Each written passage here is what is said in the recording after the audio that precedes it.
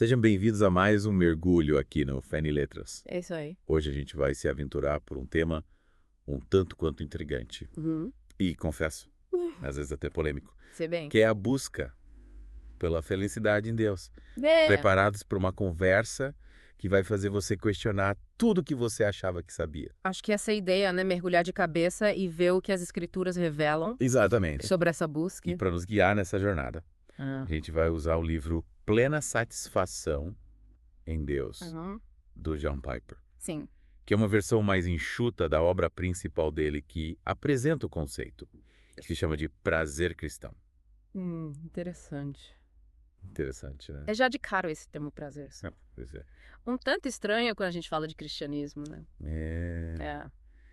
A gente logo pensa em abnegação, Hum. sacrifício, mas alegria, esse é o prazer em Deus, fizer parte da nossa obediência. E se a gente for, na verdade, ordenado a experimentar essa alegria, o Piper argumenta que Deus é mais glorificado em nós quando a gente está mais satisfeito nele. Olha só. Ou seja, a nossa felicidade glorifica a Deus. É incrível, né? Incrível, né? Imagina só adorar, Aham. servir e amar. Sim. Tudo transbordando de alegria genuína em Deus. É legal. É isso que a gente vai explorar nesse episódio. Boa. Como esse prazer cristão se manifesta na prática, no dia a dia, no casamento, nas finanças, até nas missões. É que a coisa fica interessante. Ah. Piper usa um exemplo bem cotidiano para ilustrar essa ideia. Que legal. O de um marido que beija a esposa antes de dormir. Sei. O prazer nesse gesto faz parte do dever Ah, e não apenas um efeito colateral. entendi.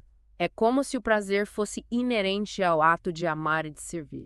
Não é uma obrigação fria e distante, É. mas algo que flui naturalmente do nosso relacionamento com Deus e com o próximo lá. E a Bíblia está cheia de exemplos que reforçam essa ideia, sabia? Sério. Em Deuteronômio, por exemplo, Moisés adverte que a infelicidade Caramba. pode levar à servidão. Essa. Enquanto nos Salmos, Davi descreve Deus como a sua grande alegria. Olha só. E o próprio Jesus, no Evangelho de Mateus, nos convida a nos alegrar, mesmo em meio às tribulações.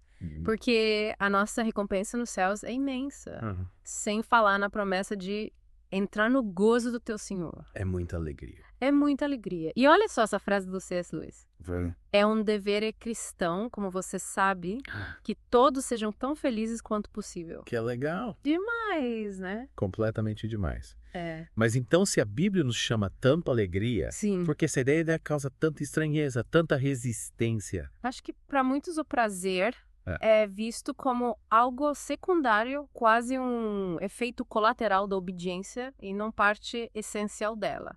É como se a gente dissesse, coma frutas, mas não coma maçãs. A gente precisa entender que o prazer em Deus é um tipo específico de obediência, assim como a maçã é um tipo específico de fruta. É verdade. A Bíblia não deixa dúvidas. Uhum. Ela nos ordena a nos regozijarmos em Deus. Salmos 32.11, por exemplo. Alegrem-se no Senhor e exultem, ó justos. Cantem de alegria todos vocês que são retos de coração. Ai, ai. Ou seja, não é só um conselho, é um mandamento. E se a gente entende a obediência como fazer o que Deus ordena. Sim. Então a alegria, o prazer em Deus, são atos de obediência. Boa tarde. E essa alegria e esse prazer precisam ser direcionados a Deus, porque só nele a gente encontra a verdadeira plenitude, a satisfação completa e eterna que nossas almas anseiam. É legal. Mas como conciliar essa busca pela satisfação pessoal com o nosso dever de glorificar a Deus? Não só um pouco contraditório. Parece que sim, né? Essa é a grande questão, para entendermos melhor. Aham. Vamos recorrer a dos gigantes da teologia. Jonathan Edwards. Aquele que escreveu Pecadores nas mãos de um Deus irado. Ele mesmo. Uau. Mas Edwards também se dedicou a estudar a natureza da felicidade e da glória de Deus. Olha só. E ele nos apresenta uma ideia poderosa.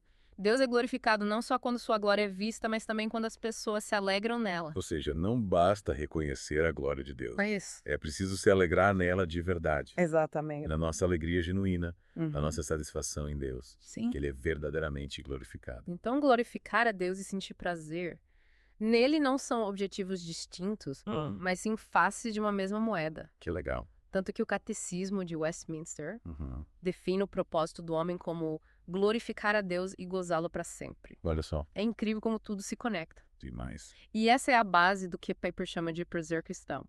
Deus é mais glorificado em nós quando estamos mais satisfeitos. nele. Uma verdade libertadora que nos desafia a buscar essa satisfação com a mesma paixão que dedicamos a outras áreas da vida. Com certeza. E essa busca não é apenas individual, mas coletiva. Sim. A igreja, como corpo de Cristo, também é chamada a glorificar a Deus através da sua alegria e satisfação. É verdade. E aí que a gente entra na parte prática da coisa, né?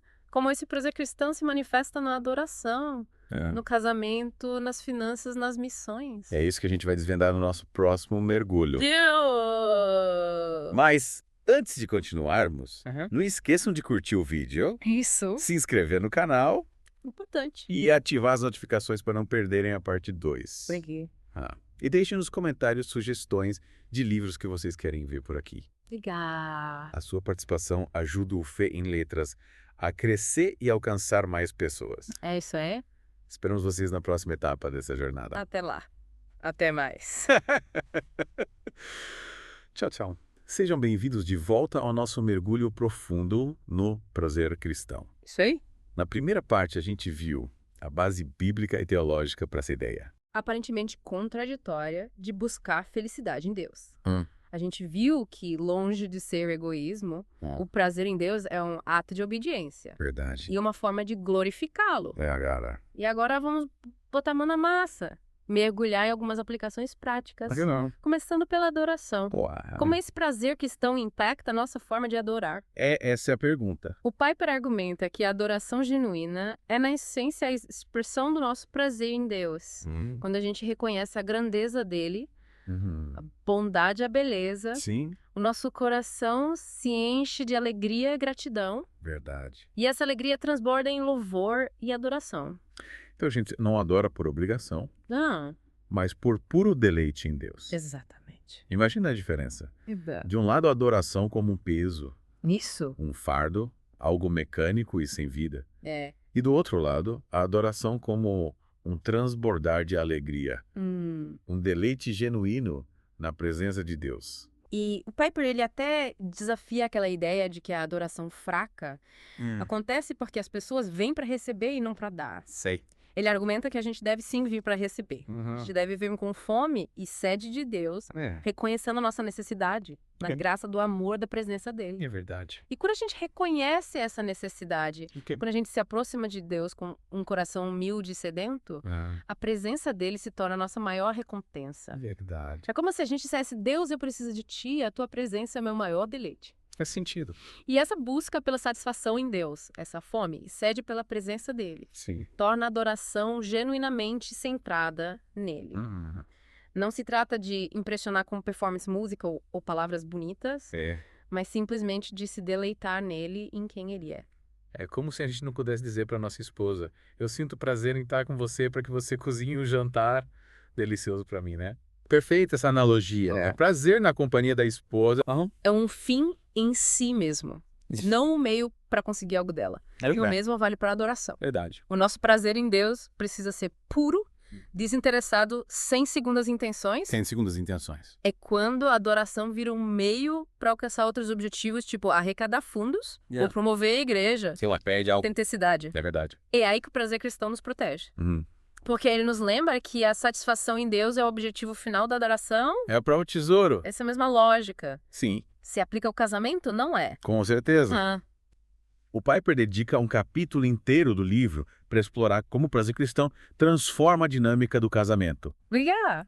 Ele argumenta que o amor genuíno, inspirado por Cristo, busca o seu próprio prazer no prazer do outro.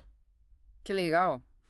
É como se o amor fosse um eco que amplifica e multiplica a alegria do outro. Que legal. E para ilustrar essa ideia, o Piper usa Efésios 5:5-30. A passagem que compara o amor conjugal ao amor de Cristo pela igreja. Cristo se entregou por nós para nos santificar, nos purificar, para que a gente pudesse estar diante dele como uma noiva gloriosa. Então Cristo buscou o seu próprio prazer, sim. Sim. Mas ele buscou no nosso prazer. Exatamente. Na nossa santificação. Isso. Na nossa felicidade eterna. E o Piper argumenta que os maridos devem amar suas esposas da mesma forma, buscando a sua própria alegria na alegria santa delas. Olha só. E quando os dois se dedicam a promover a felicidade um do outro, o casamento se torna um reflexo do amor de Cristo pela igreja, um testemunho da graça e da bondade de Deus. Que legal. E essa busca pelo prazer mútuo não se limita ao casamento, sabia? Ela se estende a todas as nossas relações. O amor é genuíno, inspirado pelo prazer cristão. Se alegra em servir, em doar e abençoar o outro. Lembra daquela frase do Jonathan Edwards que você mencionou? De certa forma, a pessoa mais sincera e generosa do mundo busca a sua própria felicidade em fazer o bem a outros, porque ela coloca a sua felicidade no bem do próximo. Exatamente. Que legal. E o Piper complementa essa ideia dizendo que o amor genuíno é, na essência, uma extensão do nosso prazer em Deus. É como se a nossa alegria nele transbordasse e expandisse para alcançar o próximo. Que legal. E o dinheiro, como o prazer cristão impacta a nossa relação com as finanças. Boa pergunta. Aí que a coisa fica interessante. A gente vive numa sociedade que bombardeia a gente com a mensagem de que a felicidade está no consumo, a riqueza na posse de bens materiais. Verdade. E essa busca incessante por mais e mais pode nos levar a um ciclo vicioso de insatisfação, ansiedade e vazio existencial. A gente nunca está contente com o que tem. É verdade. E o Piper, usando 1 Timóteo 6,5 como base, nos alerta contra os perigos do amor ao dinheiro. Ele argumenta que a verdadeira riqueza está na piedade, no contentamento, na generosidade. Ele até nos lembra de que nada trouxemos para o mundo e nada podemos levar dele. Uma verdade dura, mas libertadora. Quando a gente reconhece a brevidade da vida e a transitoriedade dos bens materiais, o nosso apego ao dinheiro diminui. E a gente pode usar os recursos que Deus nos confiou para fins mais nobres. E que fins mais nobres seriam esses? O Piper nos convida a adotar um estilo de vida de tempos de guerra. Estilo de vida de tempos de guerra.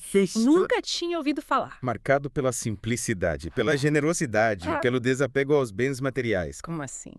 Ele usa a analogia do navio Queen Mary, que foi transformado de um luxuoso transatlântico em transporte de tropas durante a Segunda Guerra Mundial. Nossa! Você imagina a mudança drástica? Olha que mudança radical. E o que isso tem a ver com as nossas finanças? É que a vida cristã, assim como a guerra, exige sacrifícios, renúncias e uma mudança radical de prioridades. Entendi. A gente precisa disposto a abrir mão do conforto e da segurança, em prol de algo mais importante. E o prazer cristão nos ajuda a fazer esses sacrifícios com alegria. Porque a gente reconhece que os tesouros eternos, a glória de Deus e a expansão do seu reino valem muito mais do que qualquer conforto ou segurança que o dinheiro possa comprar. Exatamente. É como se a gente dissesse, eu abro mão do luxo, do conforto aqui, porque sei que a minha verdadeira recompensa está em Cristo, está na eternidade, faz todo sentido. E falando em sacrifícios, a última área que a gente vai explorar é a das missões. Como o prazer cristão se relaciona com o chamado para levar o evangelho até os confins da terra. Essa é uma pergunta que intriga muita gente, né? A vida missionária é frequentemente associada a renúncias, dificuldades, perigos, até mesmo sofrimento. Mas como conciliar isso com a busca pela felicidade em Deus? Parece um paradoxo, né?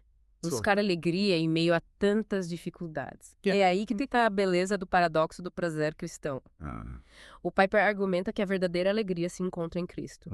E que essa alegria transcende as circunstâncias das dificuldades. E até mesmo o sofrimento. Ou seja, a alegria em Cristo é uma fonte inesgotável. De força, de esperança e de motivação. Que nos capacita a enfrentar qualquer desafio. Com coragem e confiança. Exatamente. E o Piper cita vários exemplos de missionários que, apesar de enfrentarem inúmeras provações, experimentaram uma profunda alegria e satisfação em servir a Deus em culturas distantes, proclamando o evangelho a povos não alcançados. E um dos exemplos mais marcantes é o de Jim Elliot. Jim Elliot. Missionário americano que foi morto por índios Aucas, no Equador, em 1956. Elliot, em seu diário, escreveu a famosa frase: "Não é tolo quem entrega o que não pode reter para ganhar o que não pode perder." Que frase poderosa. Ela resume a essência do prazer cristão. A disposição de renunciar a tudo, até mesmo à própria vida. Por amor a Cristo e a expansão do seu reino. É motivada pela certeza de que a recompensa eterna, a alegria da comunhão com Deus, supera qualquer sacrifício. E essa certeza, essa convicção de que Cristo é o nosso maior tesouro, a nossa maior alegria, nos liberta do medo da autocomiseração e do apego a este mundo. nos impulsionando a viver uma vida de amor, de serviço e de entrega radical a Deus. Que mensagem inspiradora. Me faz repensar as minhas prioridades, os meus valores. Sim. A forma como eu estou investindo meu tempo, os meus recursos e a minha própria vida. É certeza. O prazer cristão nos convida a uma vida de aventura, de propósito, de significado. Uma vida que transborda de alegria, de amor e de esperança. Sim. Mesmo em meio às adversidades. E para a gente finalizar essa parte do nosso mergulho. Eu queria destacar uma frase do Piper. Boa. Que resume a essência do que a gente conversou até aqui. Qual? A busca de nossa alegria em Cristo, qualquer que seja a dor que se implique, é um testemunho poderoso do valor supremo do Cristo que satisfaz. Que frase poderosa. Ela nos convida a viver uma vida que reflita essa verdade. Uma vida que glorifique a Deus através da nossa alegria nele. E na próxima e última parte do nosso mergulho profundo, a gente vai explorar as implicações finais do prazer cristão, refletindo sobre a sua relação com a santidade, a graça e a esperança eterna. Muito bom. E aí, pessoal, de volta para a última parte do nosso mergulho no prazer cristão aqui no Fé em Letras. É isso aí. Nas partes anteriores, a gente desvendou a base bíblica e as implicações práticas dessa busca pela satisfação em Deus. Vimos como ela se manifesta na adoração, no casamento, nas finanças e até nas missões. Isso. Mas ficou uma pergunta no ar. Como o prazer cristão se relaciona com a santidade? Afinal, a Bíblia nos chama à pureza, a negarmos os desejos da carne. Como conciliar as duas coisas? É aí que o prazer cristão se diferencia do hedonismo mundano. Não se trata de satisfazer todos os nossos impulsos, mas de encontrar o nosso deleite em Deus. Certo. E, naturalmente, isso nos leva a desejar o que o agrada. Então, a santidade não é um obstáculo ao prazer. Não. Mas, sim, uma consequência dele. Exatamente. Quanto mais a gente se deleita em Deus, mais a gente deseja se conformar à sua imagem, viver de acordo com a sua vontade. O pecado, no fundo, é a busca por prazer em fontes erradas, em coisas que não podem nos satisfazer de verdade. É como trocar um banquete real por migalhas, né? É isso. A gente se contenta com migalhas quando tem um banquete inteiro à nossa disposição. É verdade. Que a graça. Onde entra nessa história? Afinal, a salvação é um presente de Deus, não algo que conquistamos por mérito. E é justamente essa graça, esse amor imerecido de Deus, que se torna a fonte do nosso maior prazer. Quando a gente reconhece a nossa indignidade, a nossa total dependência da sua misericórdia. Seu amor se torna ainda mais precioso, mais doce, mais desejável. Nossa! É como se a graça de Deus fosse a água que mata a nossa sede mais profunda. Sim. A luz que ilumina a nossa escuridão. A paz que acalma o nosso coração inquieto. A resposta para tudo que a gente busca.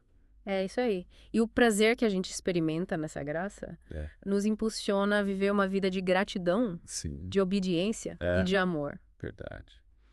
Afinal, como não amar aquele que nos amou primeiro? E que nos resgatou da morte. E nos deu a vida eterna. Impossível não transbordar de amor. Falando em vida eterna, qual é o papel do prazer cristão na nossa esperança futura? A gente pode ter prazer na eternidade. Claro. O prazer cristão não se limita a esta vida. Ele se estende à eternidade. Olha. A Bíblia descreve o céu como um lugar de alegria inimaginável, de comunhão perfeita com Deus, de satisfação plena e eterna. Como se a gente experimentasse aqui na Terra só um gostinho daquilo que nos espera no céu. Exatamente. E a certeza dessa promessa.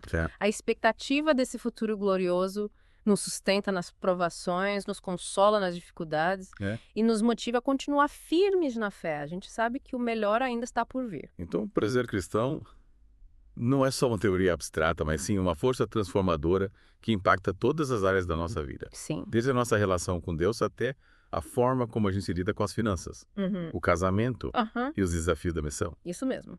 Essa busca pela satisfação em Deus, longe de ser egoísmo, é o caminho para a verdadeira felicidade, a santidade e a esperança eterna. Que jornada incrível! É realmente libertador entender que a gente pode e deve buscar alegria em Deus em todas as áreas da vida. E que essa alegria não é passageira, mas eterna, com certeza. E para quem quiser se aprofundar nesse tema, a gente recomenda a leitura do livro do John Piper. Boa. Plena Satisfação em Deus. Vale a pena conferir. E para você que acompanhou a gente até aqui, não esquece de deixar o seu like. É isso aí. Compartilhar esse episódio com os amigos, se inscrever no canal. Isso. ativar as notificações para não perder nenhum dos nossos mergulhos aqui no Fé em Letras. E deixe nos comentários sugestões de temas ou livros que você gostaria de ver por aqui. Legal! A sua participação é muito importante para a gente. Esperamos que essa conversa tenha te inspirado a buscar o seu prazer em Deus em todas as áreas da sua vida. Com certeza. Até a próxima. Até mais.